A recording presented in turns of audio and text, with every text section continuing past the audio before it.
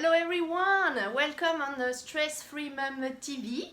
So I'm Magali Jean, I'm a creatrix transformologist and intuitive guide, and I'm hosting Stress Free Mum TV.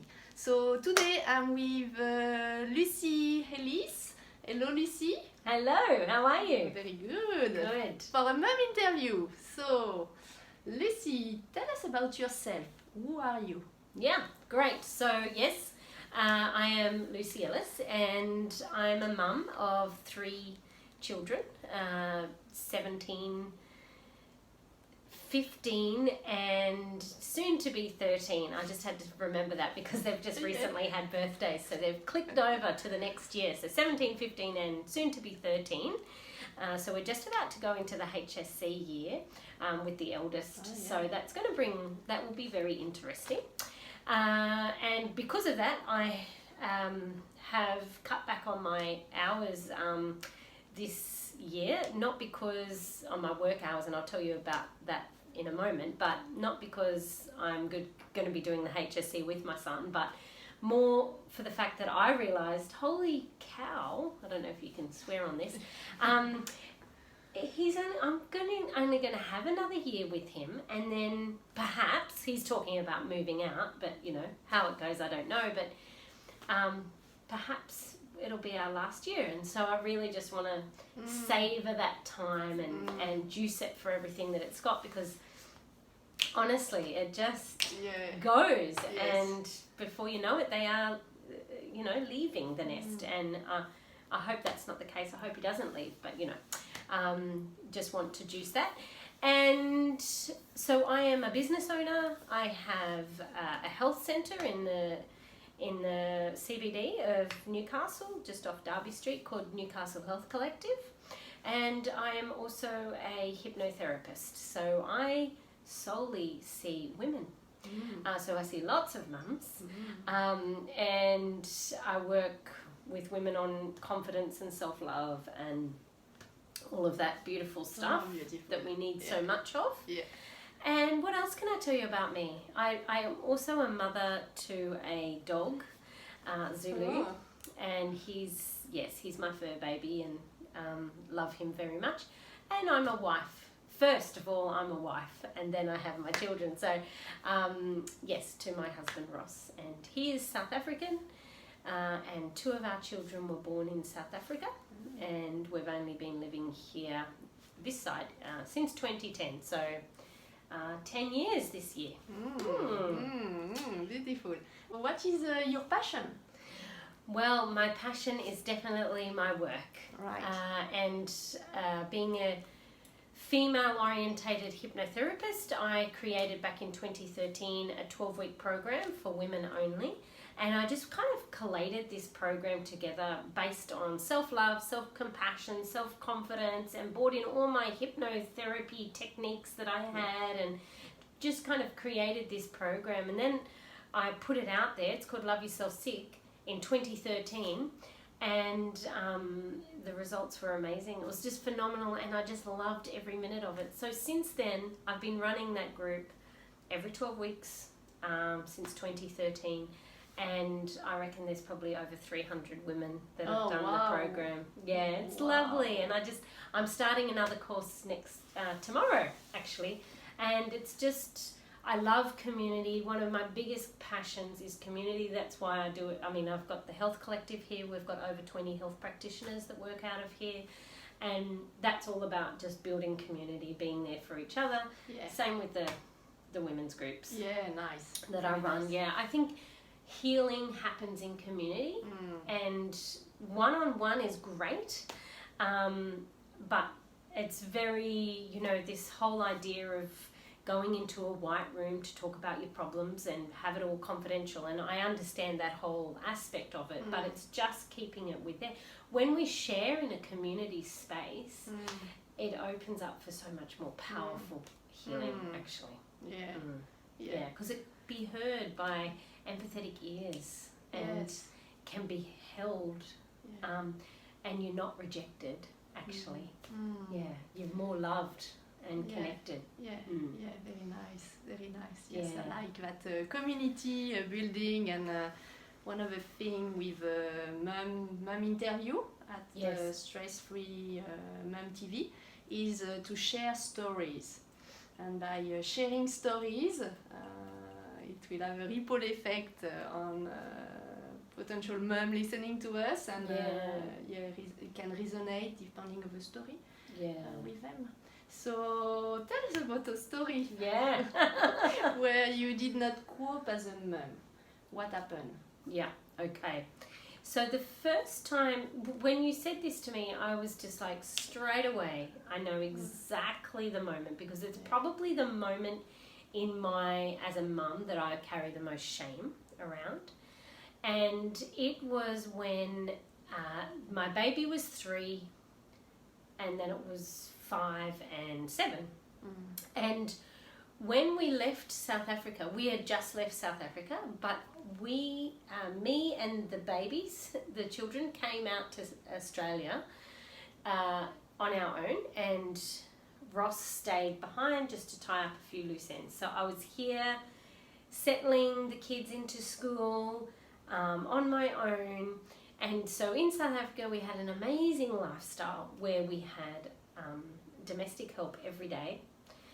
And my husband was there, and then all of a sudden I was here, I was on my own, I was trying to settle the kids and do everything, do the housework, which was, I know a lot of the people listening to this will be laughing, but it was a real adjustment for me. And you know, I'm Australian, I grew up knowing how to, you know, do that, but being a mum, I always had that extra help and those extra hands.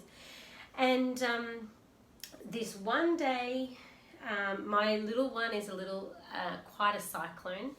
So I was very isolated, I suppose. I was just trying to get used to the community and getting the kids into school and stuff. And we call him, he was born in a cyclone. So he's got a cyclonic nature about him. And he was just one thing after another that day, just getting into. And then I found him on the coffee table, and it must have been around I don't know, I had the sticky tape out, and he had just unraveled all of the sticky tape, and it was just everywhere. And now when I look back on it, it's like, it's only sticky tape. But for whatever reason, that just kind of flicked something in me. It was like the last straw. And I went to smack him, and he fell off the coffee table and hit his head. And it was like, I was just so distraught. He was crying, I was crying, and it was just one of those real, I've lost the plot moments, you know, when it was just sticky tape, really, you know. So there was this stress of trying to keep on top of everything, keep on top of the house, on my own, doing it all. And that day I just snapped. And it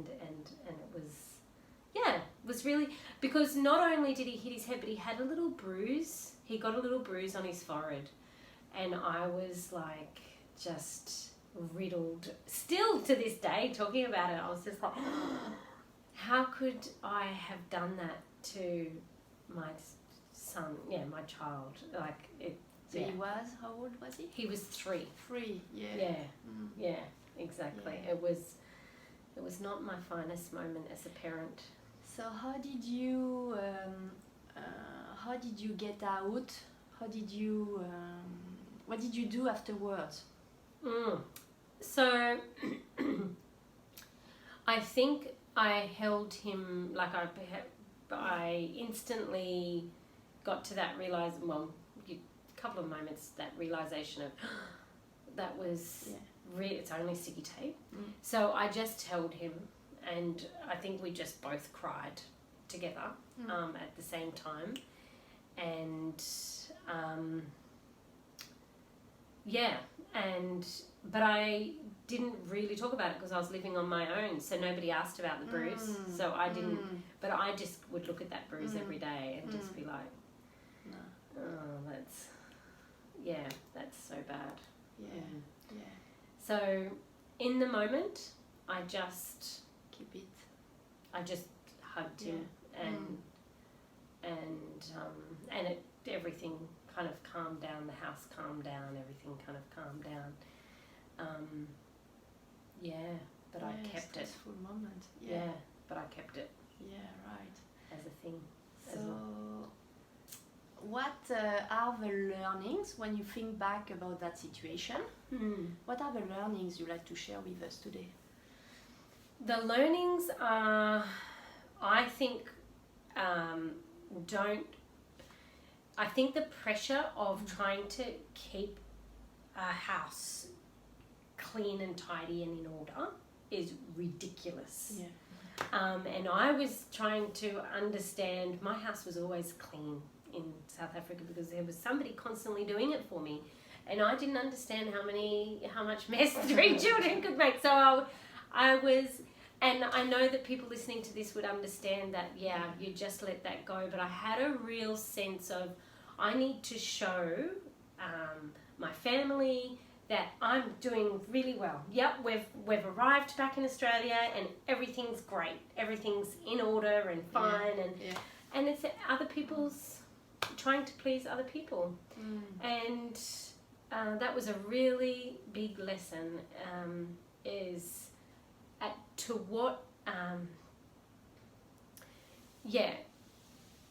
what price do you pay to try and please other people's expectations on you?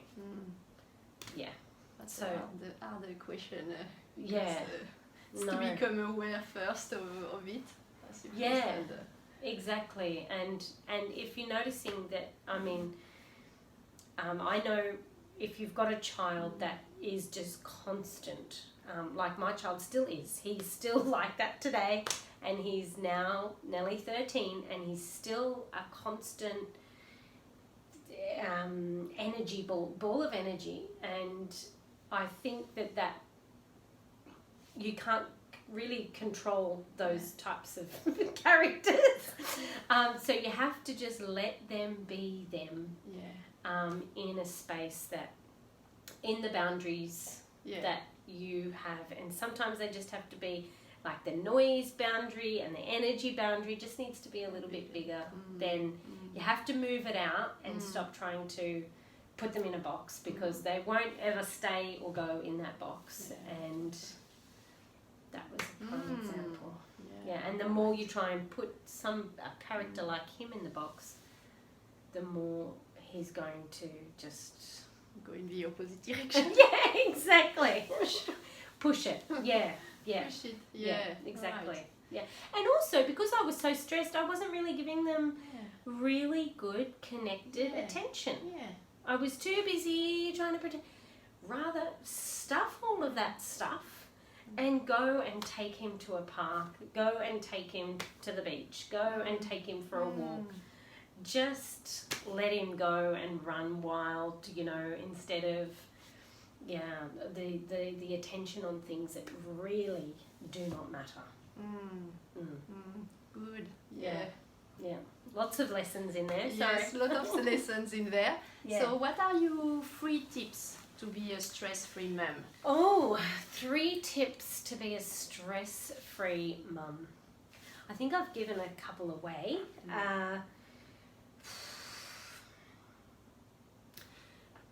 This is one that I'm still learning, I'd just like to say. Actually, you know what? Like, I must say, even though I'm the therapist, and my husband's a carpenter, he's saying to me, now remember, just being your adult when you're trying to parent them. So I think he should be doing this interview, actually. Yes, because that's right. Trying to remain, I think, especially because I've got teenagers, they can trigger that inner child response to me. Like they can trigger me to get a little bit sassy. So I now, practicing being in my adult when I'm dealing with them, and not trying to get into that aggressive parent, but just staying in my adult, which is just being able to assess the situation, stay calm, and then they will follow your pattern instead of when the moment they trigger it in me and I arc up, then it just creates a vicious and it can they're escalate. all modeling more than what we think. Yes, yes, exactly.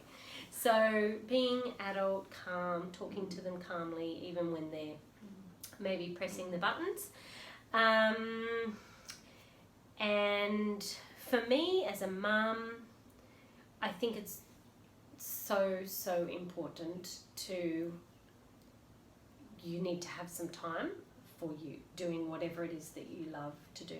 I love coming to work, so I get lots of that. But I do also like my friends and socializing and going to the gym, and actually that my kids come with me now anyway. But you can never ever do enough. Like I feel like sometimes a lot of the mums that I see say, oh, but I do that already.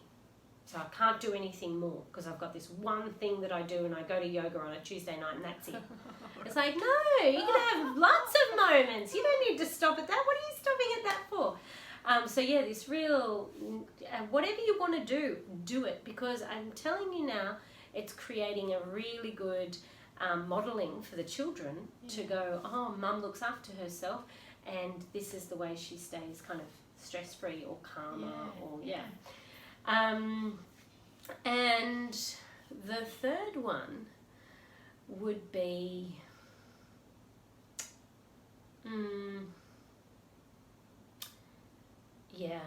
it's really about letting things fly that aren't that important. Like, the whole thing, choosing your battles. Yeah, choosing your battles. But and also allowing kids to be who they are.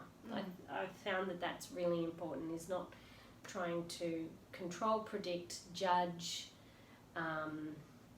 cast judgment about their friends, or just being there purely. If we have the intention that my job is to love this person, and that's it, then everything seems very easy. Yeah, then you can go into judgment, and then you come back to just love. Yeah, just gonna love you. Yeah, and that feels really easy and very stress-free. Yeah, love. Yeah, because that's our job, is just to love them. Really. Yeah. And they learn through modelling all the other stuff, don't they? Yes, they do. Hopefully. Yes, they do. Very good. Thank you very much for the conversation today. Great. So if people want to know a little bit more of what you do and your program, where can they find you? Yes. So you can find me at lucyellishypnotherapy.com. That's where my Love Yourself Sick program is. We're starting one tomorrow, but it's already full. So I'm taking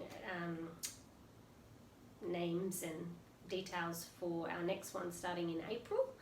And I'm on Facebook, Lucy Ellis Hypnotherapy. You can also go to newcastlehealthcollective.com, see our website there and all our amazing practitioners and our community here, and also Newcastle Health Collective Facebook group, Facebook page, sorry, and Instagram, Yeah, great. So, I'll be sharing the link just above the video in the post. Good. For people to find it easily. Yeah, fabulous. Thank you. So thank you very much. And everyone, if you want to join the community of Stress Free Mum TV, please like the page just above. And as well, I invite you to join the private Facebook group called Stress Free Mum Support Group, where it's the space for mums to share things, share how they went through their days, share some love, some more a bit harder things, and also support each other in a positive way. Yeah, so beautiful. Yeah, thank you everyone, and have an amazing day. Thank you. See you. Bye. Bye bye.